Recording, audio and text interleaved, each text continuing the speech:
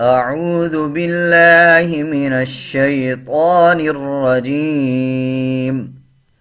بسم الله الرحمن الرحيم. تبت يدا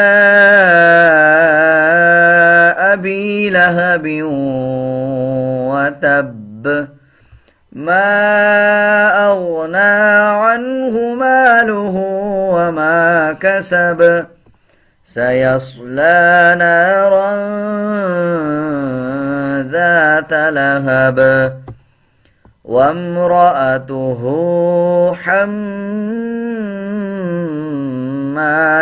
الحطب، في جيدها حبل من